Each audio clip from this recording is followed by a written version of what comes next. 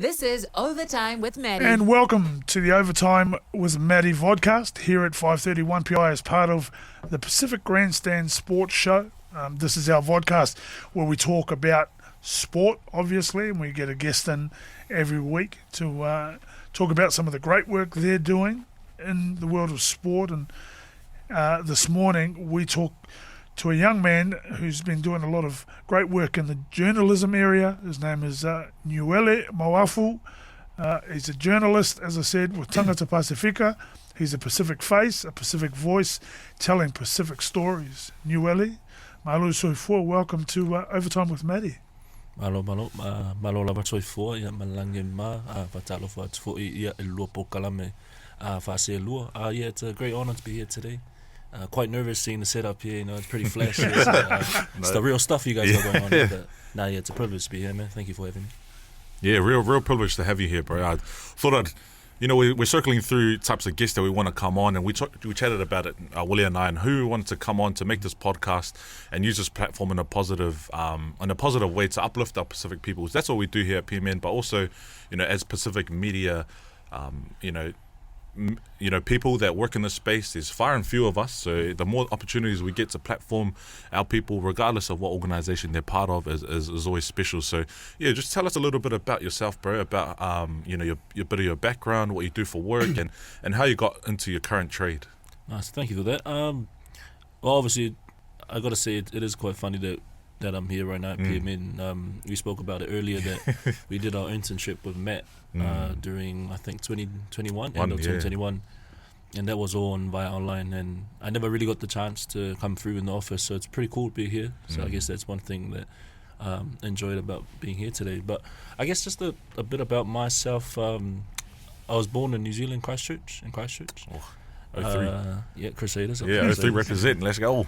But I was raised in Samoa my whole life. I think did all my schooling there, and I think with the whole sports coverage thing, sports was always a thing in the background for me. I would say it was always there, and obviously growing up in Samoa, sports is front, right, left, and center, so it's there in your face and everything. So I always grew up knowing that it was there, and you became a fan, but you're not really realizing it. So when I moved over to Christchurch after year 13. I did my uni studies in Christchurch, and I did media studies, and I managed to come here to Tagata Pasifika for a role. That is pretty much just a reporter, journalist role. But sports, because I knew it was something that I was pretty interested in, I sort of wanted to tie that together with what I was doing, and so I do a lot of the sports stuff for TP, Tagata Pasifika, and also with the help of the other reporters too and stuff. But I think that's pretty much just a summary coverage of it. I don't really have any flashy moments in my life that I'm trying to think of. When you talk about sport being an important part of your upbringing and it being around you a lot, was that as a participant? Did you play? I think I listened to the one where you guys had the Let's Talk Sports, and I think that's a similar story that I've got with him. I think I used to play, we had a touch team in school, and I had my dad come down and watch one of the games, and I feel like he thought I was one of those like flashy show-off players, because that was when like the intercept was like a thing back then, because obviously what's his name, Pesamino was doing it on the World 7 Series. So what I used to do was I used to wait at the end, like waiting for the passes come out, because this was like year 5, year 6. So all they were doing was just pass the ball, and I was like, if I can cut through right here, I always get a try. And I started doing those ones, like doing the cross and everything, and hand in the air, like running the ball. And then, celebrations. Celebrations. And then I finished the game, and man, my dad just ripped into me. He's like, show off, you're flashy and that. And I feel like that just put me off. I was like, you know what, you're gonna cut my dream here. But then I always found sport as like, again, like even if I wasn't participating that much in it, I had friends that played, and that's all you talk about and stuff. And between me and my dad, it was weird growing up, because like we never really talked, like we'd talk about stuff, but we always like, it's just because he's like obviously straight islander there, that it's always like a stern type growing up, like how they talk to you and stuff.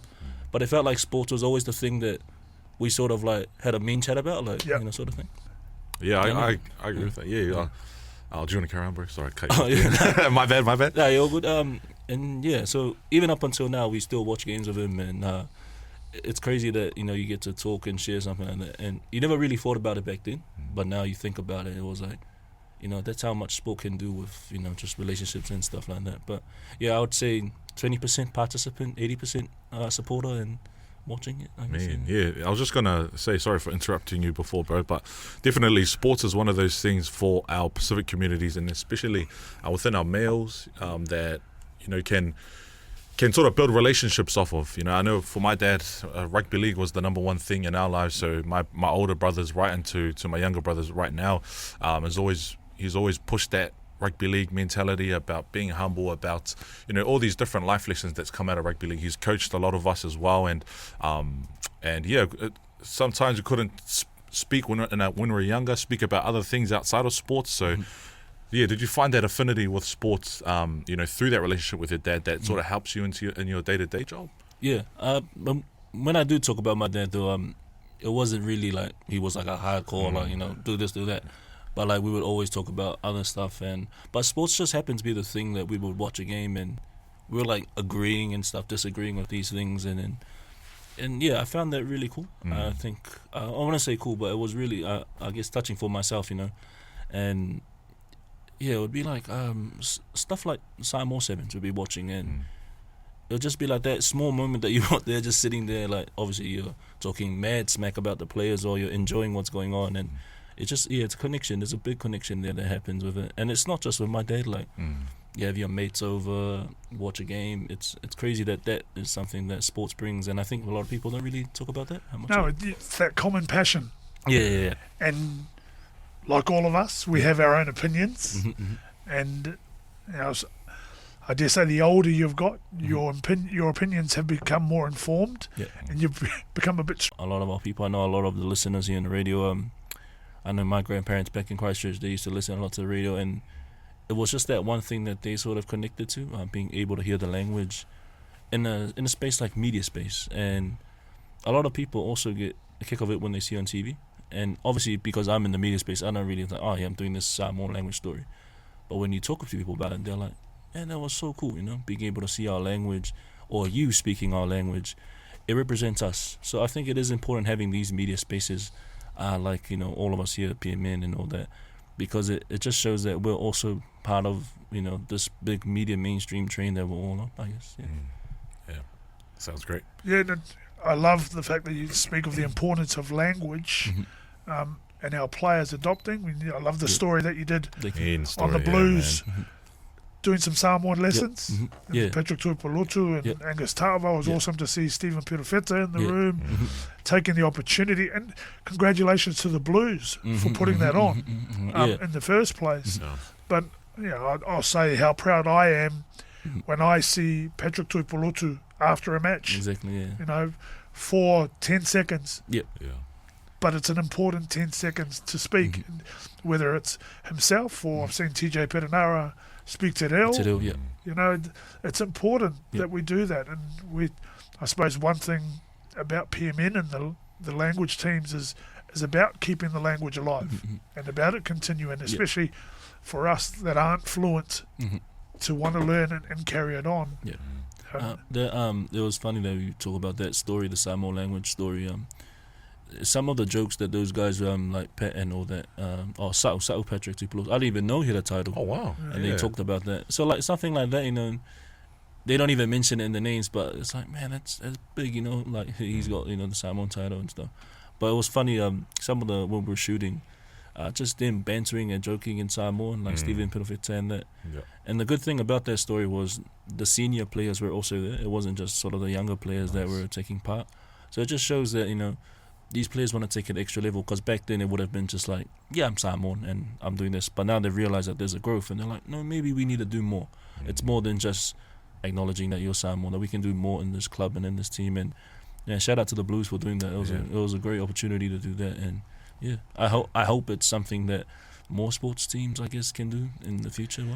We had a chat with Tim Provise here last week, and he spoke about his journey, being an interviewer, and going into spaces where I suppose he's a bit of a fan He's a bit of a fan when he goes in. Do you have any of that when you go to the Blues and you see you get to meet Patrick Tuipulotu, and how do you overcome some of that fandom, I suppose? I don't think you always try to dodge away from it, I guess. It's all part of what it is, and I know I see other reporters too, like the big guys, One News in there, and I'm like, are these guys fans, or am I just tripping out that I'm really excited to be here? Yeah. But it's hard. I think it's always like, I remember my first ever story I did for TP. It was with David Tua, and when I started with Tagata Pasifika, this was just after he got, I think it was the Boxing Hall of Fame, but not in the United States one that he just recently got. Philadelphia one? Yeah, there was a. And then they're like, if you can set up something and maybe do an article about him and ring him, he's got a gym and stuff, so see what he's up to. And then somehow we managed to get the number and stuff, and then I called him, and obviously then you're like really not thinking like, you want to call this guy. But then he answers and it's like, oh, yeah, hello, and I was like, when I snapped real quick, because I was like, first of all, I was scared, because I was like, this guy sounds like he's gonna slip me out or something. But it was just the fact that I'm on the phone with you too, and then we just had this massive chat, and afterwards I put it down and I was like, man, is this what I'm going to be into in terms of this work, being able to meet these people and do stories of people you see on the screen. So it is hard. I think it is hard, but people like to improvise. I see him do it so effortlessly. Like he combines it, and sometimes it's just, you got to be natural with it, and just, it's not too bad to be a fan. It's always, you got to tell them that you support it. And I think for players, it's good for them to hear that, this person has, and when you tell them like, man, I remember watching you here and this, and they're like, man, that's crazy, like, because sometimes most of these people that go and question and talk to them, they just want one thing and then they're out. So I guess having that fan experience, it also adds to, I guess, the wholesome of the event and making sure, I guess, just knowing where to cross that line.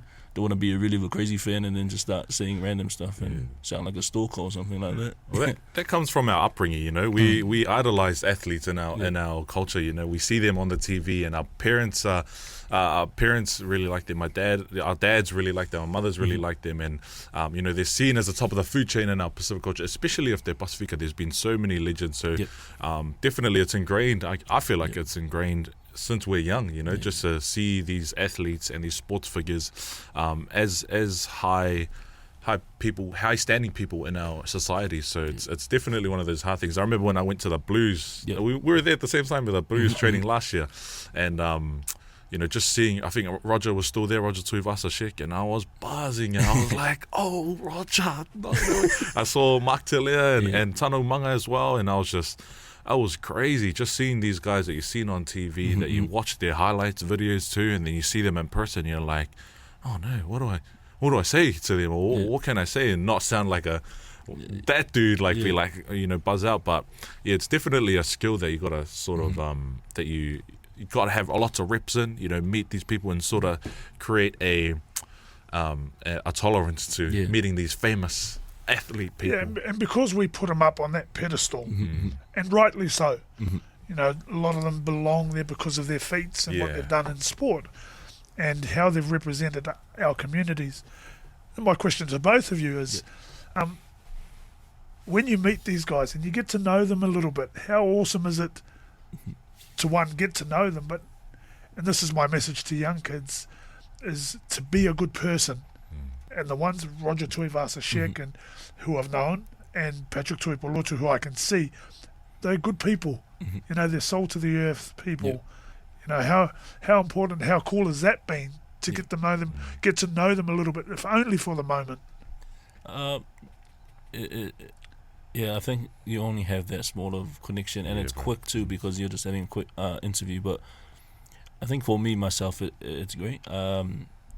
Like Matt said, you see these players put on a high pedestal, but then you just realize at the end of the day, the similar upbringings with yourself and stuff. So, and it's also great seeing that they also take the values that you were taught in, and that you realize that, man, like, if he can be at that level and he still holds all of the, that stuff that he was taught through the culture and everything by his parents and his family, that motivates myself too.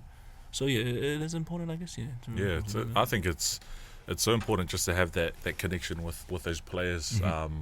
I think of an example, Sama Malolo from Manu Samoa representative. He's a hooker for Moana Pasifika, and I interviewed him at the start of the year, and he was really, "Sup, boss, how are you, bro? Oh, good to see you. Thanks for coming through." Just something small like that. And then even at the end of the year, and it was a period I didn't cover a lot of their stories, and I interviewed him again, and Willie and we were both there, and he goes, "Oh, sup, boss, man, long time no see, bro. How are you, man? Oh, good to see you." And just that small connection sort of encourages us as journalists just to want to cover their stories, want to tell them and show them to our audiences, to help uplift them in their thing. Because like what you said, Neueli, like they come from a similar background. We have similar upbringings, I assume, in our Pacific cultures. We're taught the same things, and for them to succeed at that high level, it's no wonder we champion them in those types of ways. But to be acknowledged in those small ways where we can chop it up and we can be like, "Oh, yo, good to see you. How's the fams? How you been, bro?" Just something small, it reflects our Pacific culture, and it makes those environments a lot more comfortable. Yeah, and I think it also makes them feel comfortable too.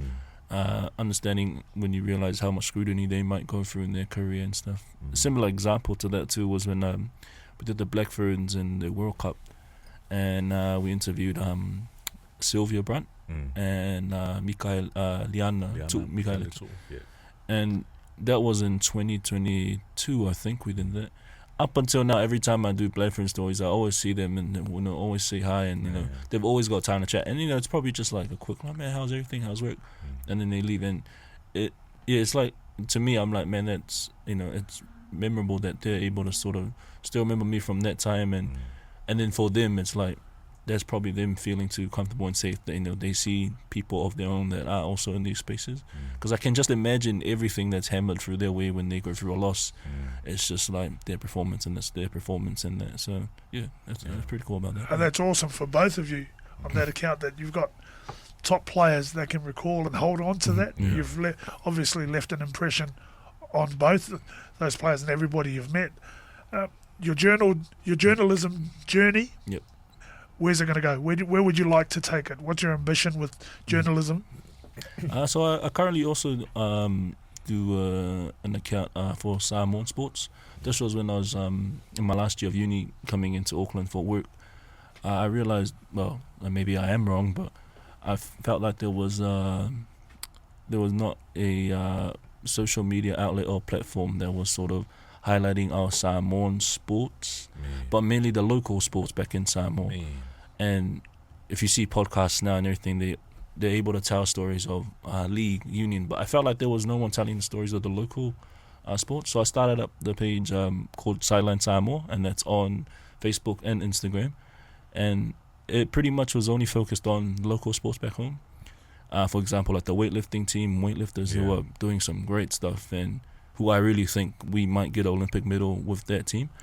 But then I realized that I was able to also cover some stories for Samoan sports in general, all over the world. And it's buzzy when you find out there's people doing stuff like the women's basketball, WNBA. What's her name? Alicia? Just got drafted in. Yeah.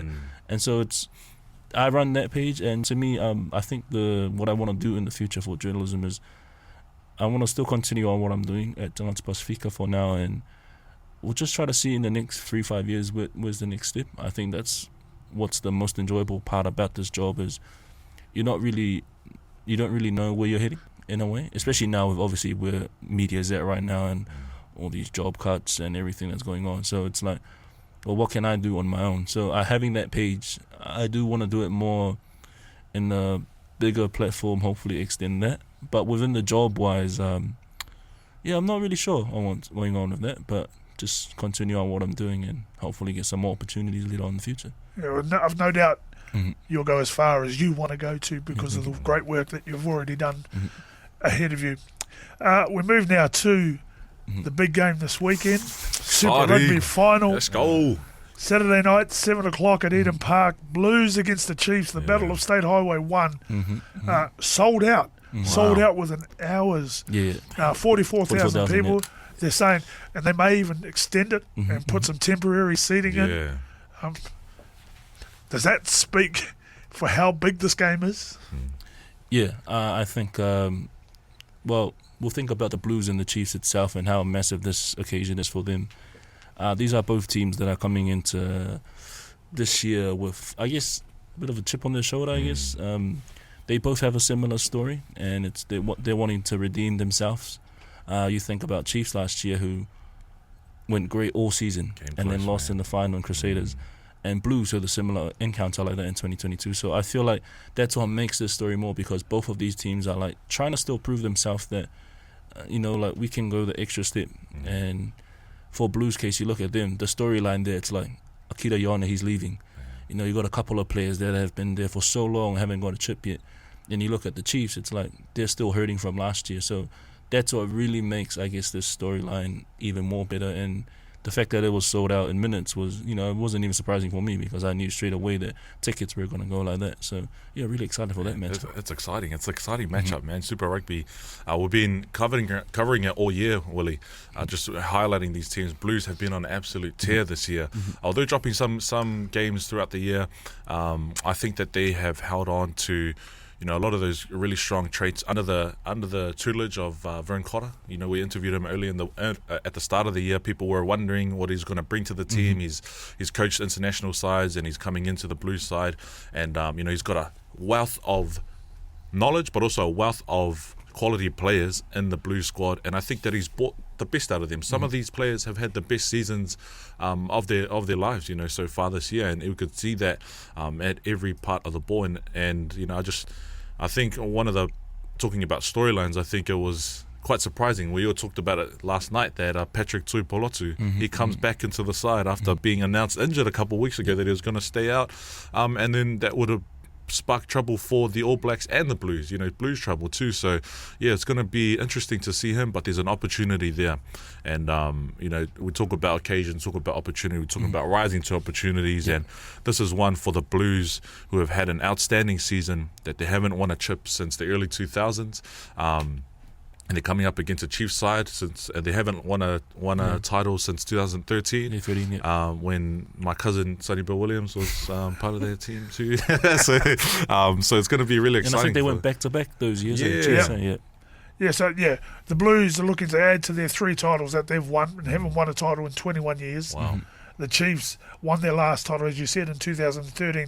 That was the year they went back to back after going 2012 as well. Yeah. Some interesting matchups in this, real big matchups. The halfbacks, especially for All Black contention, Cortez Ratama and Finlay Christie. The other one is Hoskins Sotutu and Wallace Atiti. I thought Wallace Atiti was not just the best player in the game, he was the best player in the semi-finals with that performance against the Hurricanes last week. Where do you see those matchups going? Well, there's Atiti and Sotutu. Just even saying the name, it sounds like something like it's like out of the Dr. Seuss book. Like it's a rhyme. The play on the names is crazy. And what's buzzy about this is that when coming into this year itself, because I first saw Wallace when he did the under-20s, New Zealand under-20s, and that was already showing his leadership skills. I think people, because he started this year as a rookie, people don't see that, no, he's already developed those leadership skills. And obviously his dad, Simon, was a great leader for Mount Samoa. So I feel like that has already been intact to his play. But the fact that he came on this year, and I think he provided injury cover at one stage, but then he's played for the whole season. And then you have Hoskins, Hoskins has been doing his thing this whole year. And I think for the semi-finals, the talk of the 8s that have been coming in this year for All Blacks has been through Lakai and Braden Yose and Hoskins, and Wallace comes out of nowhere and just shuts out those 2 from Hurricanes and proves on the day no, I'm that guy and I can do this. So really looking forward to that one, I guess, because it was something that Wallace just came out of the picture and was like, nah, this is my time to shine. That doesn't take away the fact that Hoskins has been crazy too this year. I think what I've really enjoyed about Hoskins, obviously he's the top try scorer, I think, for Super Rugby, but he's able to show also the range of skills that he can do too, with just running through spaces. I think he was a couple of passes he would just throw here and there. So it creates you can't really predict what he's going to do as a number 8. And obviously with his strength, he can do whatever he wants on the field. So yeah, I think that Sotutu and Sititi matchup is really exciting, something I'm looking forward to. But I'm also looking at the midfield. midfield battle that they've got going on there. So you got Rico and AJ Lamb, and then you got Leonard Brown also there with Quincy and Ramika Bohipi. AJ Lamb, I think, is knocking on the door for AB selection this year. I think he's been one of the players that a lot of people haven't really looked at in terms of Blue success, but his job he's been doing, considering he shifted from wing to midfield, has been immense for them this year. So it'll be real interesting to see how that goes too. And he was big too on the semi-final, scored a try. He's kept Bryce Heem out. Exactly, and Bryce Heem is he's a veteran too for them. And so he's been And I think for Rico's case, it's he's come into the season, had a couple of injuries too. So the fact that AJ Lamb was able to hold down the fort and hold down the team for Blues this year during that massive time he was out, it's been great for that. Well, whatever happens, a new champion will be crowned this year after the Crusaders. And sorry to say this, man, after they won their last 7 titles, but unfortunately couldn't make the playoffs. Not this year, man. Sorry about it. Maybe next year, we'll see. So a new champion will be crowned. We move now. We're not far away from Scott Robinson, from Razor, picking his first squad for the upcoming series against the visiting English, who will be on our shores for 2 tests, one in Dunedin and one in Auckland. We're going to have a bit of a chat here about who we think Razor might pick in his starting 15 for that first game. On the form of Super Rugby, and who do we think possibly because of history? But give us your take. We'll start with the fullbacks, who we think are the contenders, and who you might pick. That's a hard one, eh? Not too sure there's quite a lot of players that have been in form this year. I can't put my finger on anyone. Willie? I've gone with Sean Stevenson. Yeah. I thought he was very unlucky last year not to make it, and they've still got Bowden Barrett still in the wings waiting to go, and he'd be the obvious choice, I suppose, but I'd like him to go for someone different, and I think with a new coach, a new approach, I think he could go for someone like Sean Stevenson. Yeah, because I think Will Jordan, he might be back. Yeah, but he might be back at the back end of the year. But I think for me, the player that has, I guess, been real great to watch and also developed really great this year, Ruben Love from Hurricanes. I feel like they, especially with Razors, you've talked about the history, he has a good relationship with being able to upbring players, younger players. So, yeah, probably that Ruben Love, he's been a great standout for me. I guess it was unfortunate, obviously, in the semi-final they couldn't come through with the win, but throughout the season, he was a big factor in terms of the kicking game that they provided. And just some of them, and it's really rewarding seeing him because he's been with the Hurricanes for quite a few years now, and they just haven't sort of flicked the switch, right? And now seeing them being able to gel together with players like Proctor and all that, who have been within the Hurricane system. So, I think, Ruben Love, I think, is my choice for fullback. Wingers? Well, I think the Blues, the Blues winger pairing will probably get the nod. Some people saying they'd pick Reece and Reece, several Reece from the Crusaders, as well as Mark Telea. I think Mark Telea is definitely will secure one of those winger spots. Caleb Clark's in the mix as well. But it's a hard one. But I definitely say Mark Telea secures one of those spots, and either it will be a toss up between Clark or Reece. Yeah, because the 4 players that I know have been, a couple of the 4 players in the wingers. We got Caleb Clark, Mark Telea, Reece, and Emoni. Narawa. But I think for now I'd go with the pairing of Clark and Telea. I think that because given that they've been together on the side, Blues side, they've already formed that great partnership between themselves. And I mean, man, how good has Caleb Clark been this year itself? Right. They've been running him as a forward, and we were talking about it at work the other day, that him and Mark Telea, you haven't really seen Mark Telea do line breaks this year. It's almost like they've played him more in the forwards areas. So if you watch how they pick and go, they're always in there too. And there's a couple of moves too off the line out that Caleb Clark runs off that line out move, or they just throw it over and he just runs right through and he hits that channel. So I think I'd want to see those two, Mark Telea and Caleb Clark. But I guess it's a luxury too that we've also got Reece and Nanawa, or Pacific boys too. Yeah, how close. It's a good luxury for Razor to have that in the wing section. So Yeah, I've gone the same. I've gone with the Blues. We've sung Caleb Clark's praises. I've tried to sing his praises right from pre-season. when he turned up fit, Dropped it, ready to go, and had a really good trial game against the Chiefs. Especially for last year too, he would have redeemed himself. For sure, he'll be hungry again. Yeah, a lot of people when he made the All Blacks World Cup squad, a lot of people were writing him off and felt like that selection it didn't matter because they're saying that he shouldn't have been picked in that team. So the fact that he came back this year and he looks even more leaner, I think he came back, and they were talking about his preseason, how much work he put in. And it was funny enough, the semi-final, the Blues and the Brumbies, that was the deciding factor for it. Was the Blues were just more hungrier, and we speak about Clark, he showed that on that game.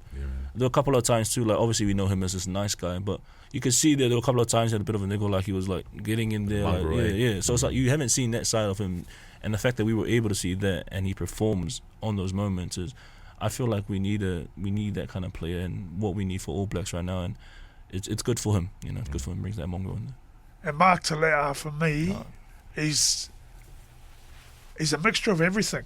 He's so powerful for someone so lean. I won't say small, but he's so powerful. Always beats 1 and 2 defenders, even in close contact. He's able to stomp out of tacklers with from ease. A starting point from too. A standing start. But he's quick too. He's quick and he's skillful. I think he's nailed on. I think he's the best winger in the country. But I think him and Clark will be the fullbacks. Midfield, I'd go with the Blues. I'll go with Rico. I think he retains that experience, that he's done really well this year, despite some injury niggle. I think that his form when he's been on has been really great. Anton Brown might get the nod too. I expect as well. But yeah, I'll go with those two. I'll be going with Geordie and Leonard Brown. I think for Rico's case, but I just feel I haven't seen much of him this year due to the injuries and a couple of setbacks, and I have a feeling he's going to have a big game this week. I just feel like when he came back to the semi-finals and quarterfinals, we haven't really seen much of him this year, so he's been performing low. But I feel like the final he's going to have a big game, and I'm really excited to see what he does. But I'll go for Geordie Barrett and also Leonard Brown. I think for Leonard Brown, seeing his leadership role that he brings to the Chiefs, you would want that within, the players in the All Black system, and it's good to see him solidify that kind of role within the team. When you have players like Caleb Clark and Mark Taylor and all that, having someone like Leonard Brown who can step up and sort of like be that person for them and lead them around the paddock. For Geordie Barrett, there's no question for that. He can kick. He's a big boy too. He can, run through spaces and everything. He's damaging through the midfield, and the fact that he can also provide utility cover for any position if needed. So I'll go for him on number 12 of that. Nice. I've gone for Rieko Ioane and Geordie Barrett. I think that, for mine, is the combination for the future and for now. I think over the last couple of years, they've struck up a really good partnership that complements each other. One's got the power. And what stood out for me last season, especially with Rieko, was defensively how good he was. And he does all the clean-up work. Geordie did all the playmaking and some of the kicking. I think those two can strike up a really good partnership, and I agree. I think Rieko will have a big game this week. I think he's going to have a big one as his last game with his bro. It's his last game. I think he's got the motivation to try and send his bro out as a winner. And I know Akira will be playing his heart out too. We saw it last week, because I think last week it was talk that it might be their last game. And Akira came out obviously we haven't really also seen the best of him this season too, but he comes out and he puts on a massive, I think it was a 60-minute shift he put on there, just on defense and attack and everything he was doing. And I know they'll have a big game, those boys, and they'll be wanting to send off Akira over a win. 10. D-Mac. I'm going with Mackenzie. I think he's been the best in the country. And just with you need someone that's been in that system too, and he's been under the I guess the system with Richie Mo'unga. He's always been sort of the second guy, sort of. So I think now it's his time to step up, and I think he's got the good. His kicking last week too. He slotted I think 7 from. How many points did he? He converted pretty much all of those of the Chiefs' points at the weekend last week. So I think that he put his hand up from all over the field. Put his hand up. Against the Hurricanes, a team like the Hurricanes, and we speak about it a lot. We spoke about this a lot throughout the year about how D-Mac has really put his hand up. In the absence of Richie Mo'unga, they've been, obviously a 10 jersey is such an important jersey to have without Beauden Barrett there as well, and D-Mac's the next man up, and he's proved himself this year. Number 8. Oh, that's a hard one. I think after Saturday we'll get a better picture, but I'd go with Hoskins. Hoskins will talk. Yeah, I think with form this year, I reckon I'll go with Hoskins too. He's proven himself for every game, and he's one of those players. When I first sort of started watching him, it was almost like he just wasn't really clicked on, and like he was a great player, but once he had an off game, he would have an off game, and I think consistency was a thing because he was picked on that sort of phase when he had some good games in the All Black system, and then on the back end of the year, they didn't really sort of pick him up again.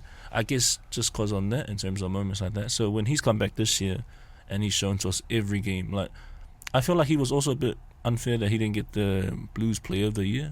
I saw the awards. He got every other award, but he didn't get that. So yeah, I think Hoskins, he's been great, and I know Razor would enjoy having, I guess, coaching a player like that who brings a lot of skill set. And you know, when you miss out someone like Adi Sevilla, and there is talks of him that maybe he might be back in the side. I'm not sure, but yeah, I think Hoskins is a perfect fit, and he fills in that role for them. Nines. 9, Finlay Christie. I think that in the absence of Aaron Smith, you talk about experience and what D-Mac has always been that second man up, but Christie's been around the squad for a couple of years now, and I think that this will be his time to step up into that number 9 jersey for the black jersey. Yeah, Nice. I've gone with Peninar, TJ Peninar. I think good one. Nice. the comeback he's made this year, and I know Cam Roigard would have been front running for that number 9 All Blacks jersey, and unfortunately he's gone down in injury. But the fact that Peninar has come back and sort of lifted the Hurricanes team throughout that sort of halfway of the season without Roigard has been great too. So, you know, again, another big role, big leadership role he's brought in. He's got a couple of All Blacks games under his belt too now, so he can confidently sort of be that person that helps those players out in those situations. And with big tests like Argentina and England, and that you kind of want someone there that runs that forward pack who's more experienced and has that side. But I know Finlay Christie, man, he's probably almost as near in my starting side too. Yeah, I've gone for the comeback player of the year, TJ Peninar. Man. Yeah, I've gone for him. Huge. He's been outstanding. Just keeps adding to his record of tries, but the way he's got the Hurricanes around the park this year, his pass options, his play options, his kicking, defending. He's played tough. He's mature now. He's hungry to add. I think it's 67 caps he's got. Wow. So I've picked him to play at in the halfback position. But yeah, it'll be hotly contested. Yeah. It'll be a good matchup this weekend between Ratamo and between Finlay Christie. Yeah. 7. I'll go with Dalton Papali'i. Yeah, I think that he'll add a lot to that number 7 jersey with the absence of Sam Cane too. That's gone out. I've gone with Daltz. Yeah, same with here. Dalton Papali'i. I think again another leader. Yeah. So it's just the fact that you'll be able to have all these leaders in the role in terms of on the field too. And Dalton, the past 2 years, man, even last year's World Cup, I think he was, you know, obviously under the shadow of a lot of those bigger players like Adi Sevilla and Sam Cane. But the moments he got for the black jersey and he would come on and perform, you know, those would be small couple of times he'll play, and it was just, you know, unreal. You can see the efforts that he brings in. And then in the Blues side, you already know how much he brings and delivers in terms of those roles too. So yeah, I think I'm going with him. 7. I'm going with Dalton as well. Something we had a chat a little while ago about the All Black captain. It was wrong of me not to include his name, I think. Yep. I think he's a contender after what he's done with the Blues as a captain. I still think Adi Sevilla, but I think he's there or thereabouts and growing into that role. But yeah, I'm with you guys with Dalton. 6. Can't put my hand on any number 6 that I can think of at the moment. No. I've gone with the man himself who's been injuring players all season. Sami Penifina. Oh, nice. For Chiefs. Man, I think they put up like a video montage of all the first 5s he's just freaking decapitated throughout the year, including I think it was the Reds game where he just comes off that shot. And as much as people talk about obviously the tackling and everything, but I like that he brings that mongrel side to it. He kind of reminds me of when Sione Lawaki was playing and Jerry Collins, you know, just do the hard work, and you know, it scares your opponents like that. So I feel like, because I think he got sent off in the semi-final, I think it was on Perinara. He comes from the side and he clean, and I felt like there was a clean tackle. It was just that, you know, obviously it just clipped the head and top, but too rough. Yeah, too rough. So I feel like that's what's missing in the All Black side. I think Adi and that try to bring that in, but having a player like Sami Penny who's like, man, and you just look at him, he just looks scary. So I think having him there with someone like Dalton, so I'll go for him. I've gone for Luke Jacobson. Mm-hmm. Oh, nice. I've gone for Jacobson, captain of the Chiefs, and his experience. So I think him and Dalton will be a really good mobile flanker partnership. Locks. Oh, we're pretty slim on the locks, and the All Blacks. I'm hesitant to pick Paddy because of his injury, but and Barrett's there as well. But I'll go with Scott Barrett. Yeah, probably Scott and Paddy. But what's his name? The young gun from Blues, Sam Derry. Yeah. He's been sort of stepping up, but I feel like in terms of really want a solidified starting lineup, I think I'll go with Scott Barrett and Patrick Tuipulotu. Yeah, up until this morning when I heard his name and he was back in, Yeah. I didn't know who to put him for Patrick, but I've gone with Patrick and Scott Barrett. Yeah.